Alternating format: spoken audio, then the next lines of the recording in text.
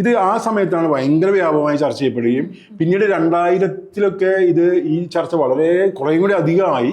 2010 മാധ്യമം മാതൃഭൂമി ആഴ്ചപ്പതിപ്പ് ഒരു ലക്കം പുറത്തിറക്കി.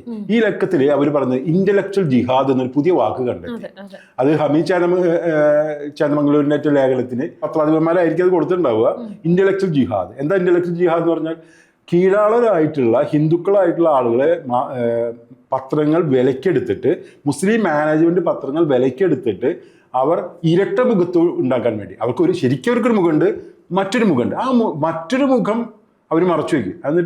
എന്നിട്ട് ഈ ഹിന്ദുക്കളായ കുറേ ആളുകൾ, സെക്കുലറായ ആളുകളുടെ മുഖം വെച്ചുകൊണ്ട് അവർ ഒരു കപട മുഖം ഉണ്ടാക്കിയെടുക്കാൻ വേണ്ടി ശ്രമിക്കുകയാണെന്നാണ് ആഖ്യാനം.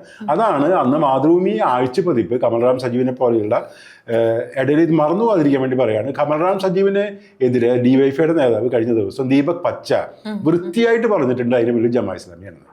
ഇതേ കമൽറാം സജീവാണ് 2010 ഈ കേരളത്തിലെ ബുദ്ധിജീവികളെ മുഴുവൻ മാധ്യമം വിലക്കെടുത്തിട്ട് ഇന്റലക്ച്വൽ ജിഹാദ് നടത്തിക്കൊണ്ടിരിക്കുകയാണെന്ന് എഴുതിയത്.